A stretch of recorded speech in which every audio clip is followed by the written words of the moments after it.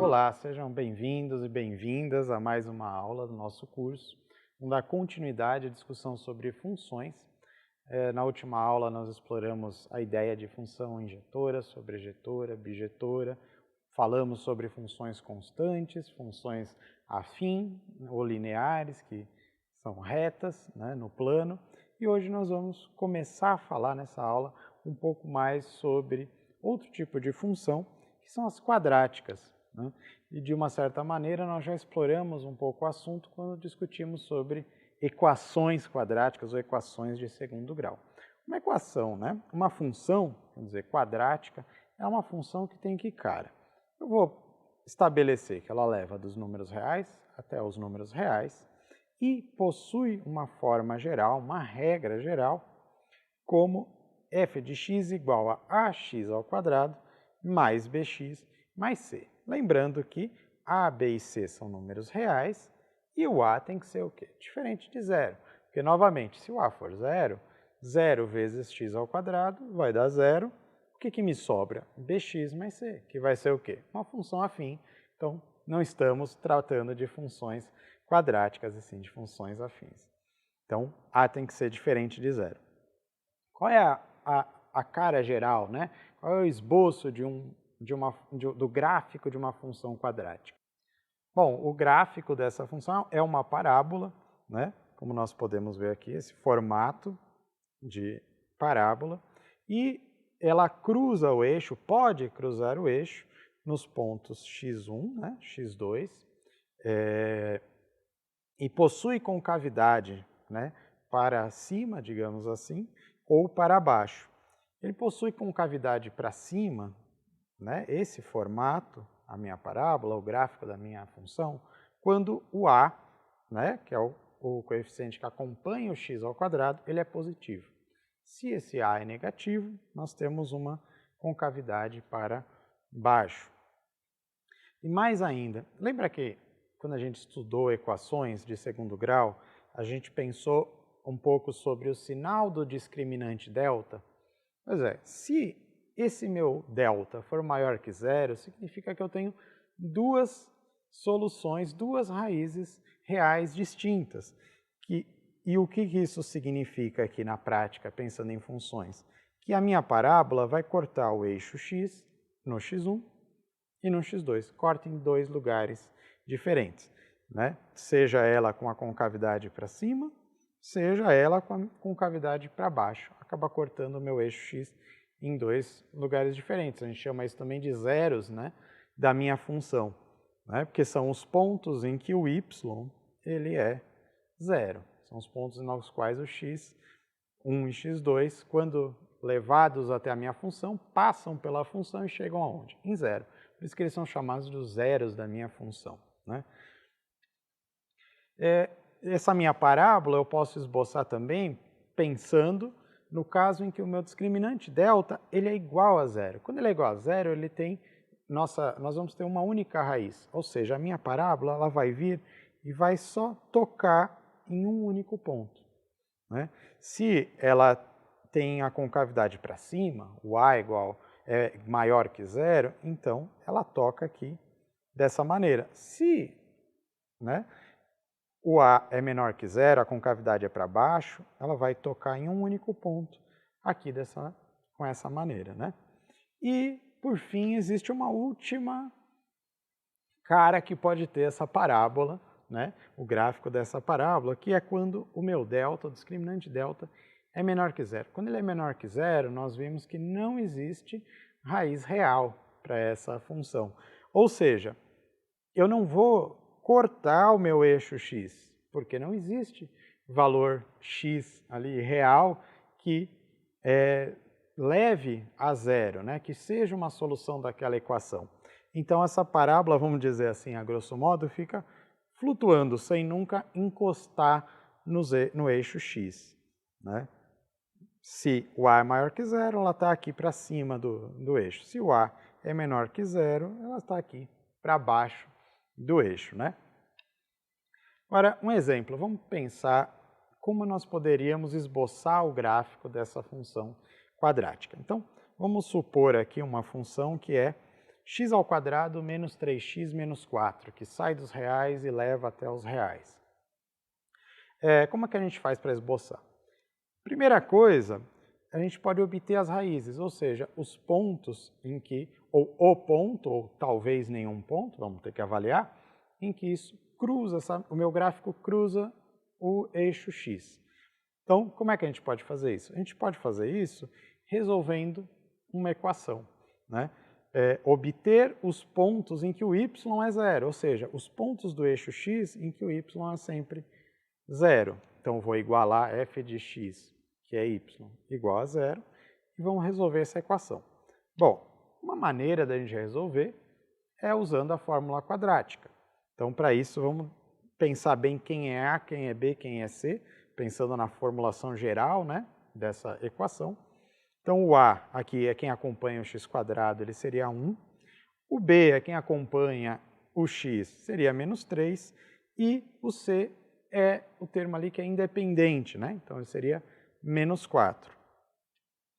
Colocando isso, né, na nossa função, atribuindo esses valores à nossa função, não, desculpe, a nossa fórmula quadrática para resolver essa equação, para obter os zeros da nossa equação, nós vamos chegar a esses valores e desenvolvendo o cálculo para as nossas duas possibilidades de resposta. x1, que é o 3, menos 5 sobre 2, que é igual a menos 1, e a outra possibilidade que é usando o mais, né?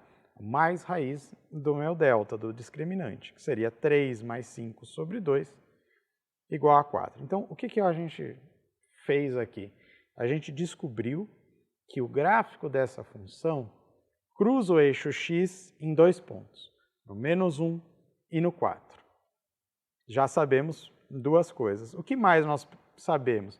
Sabemos que a parábola tem concavidade para cima, porque o A é um número positivo.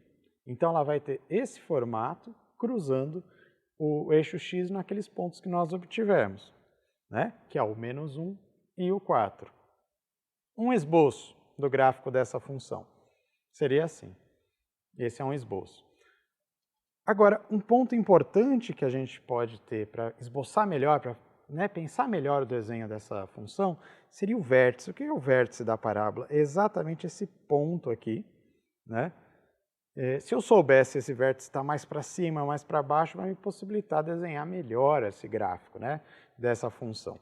Mas, como é que eu vou obter esses pontos, as coordenadas do vértice, né? Agora vem uma outra discussão.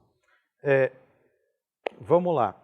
Eu vou chamar aqui, para a gente poder discutir, as coordenadas do vértice da minha parábola de xv de x do vértice e yv de y do vértice, né?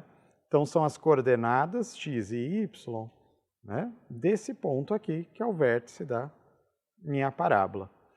Pensar bem aqui, se eu traçar uma reta perpendicular ao eixo x, de modo que ela passe exatamente ali pelo vértice da minha parábola, a gente encontra uma propriedade interessante. Essa reta perpendicular, ela atua como um eixo de simetria da minha parábola. É como se ela funcionasse como um espelho, e o lado de cada parábola, né, tem uma imagem espelhada do lado de cá em relação a essa reta vertical.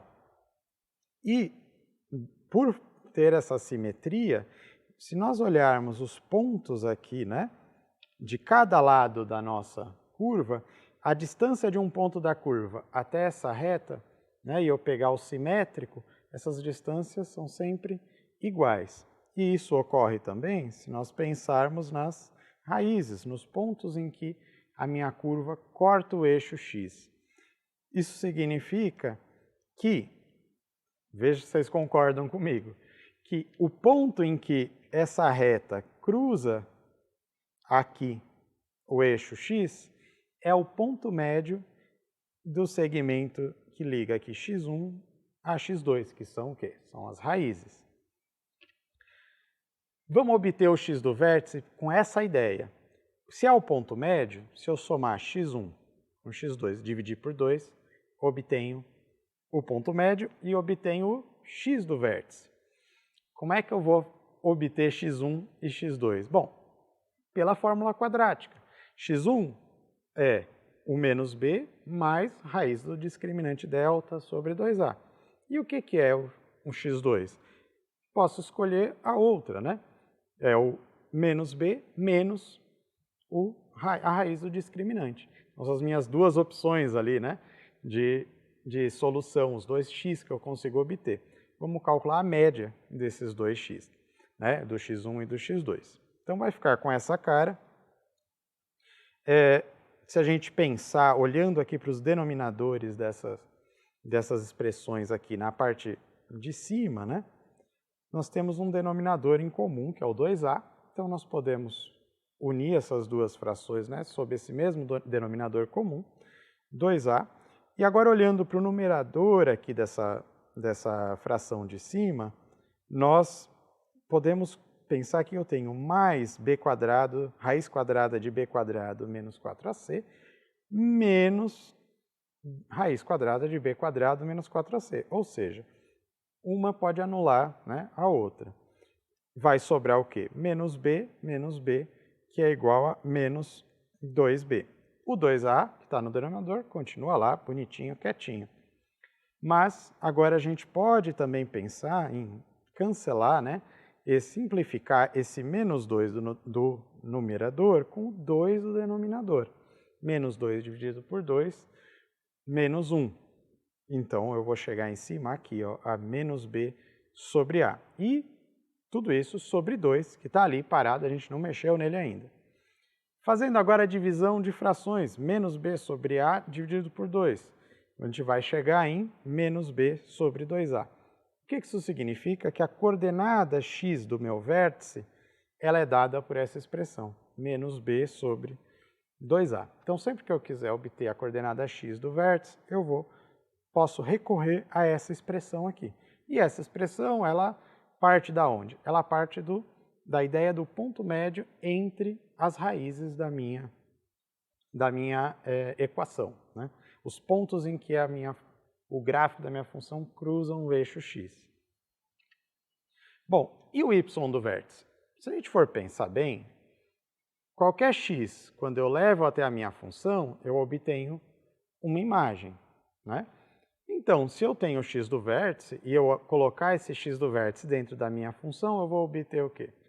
Vou obter também a imagem dele, que vai ser o quê? O y do vértice. Então, essa é uma boa ideia, a gente colocar o x do vértice dentro da fórmula, né, geral ali que a gente já obteve. E é isso que vamos fazer aqui agora, ó. O a, x ao quadrado, o que é o meu x? É o x do vértice, que é menos b sobre 2a ao quadrado, mais bx, quem é o x? Menos b sobre 2a, mais c. Bom, vamos desenvolver isso. Então, fazendo menos b sobre 2a ao quadrado, nós vamos obter b ao quadrado sobre 4a ao quadrado, menos b vezes, mais b vezes menos b sobre 2a, obtemos b quadrado menos 2a, mais c. Você está ali quietinho na dele, né?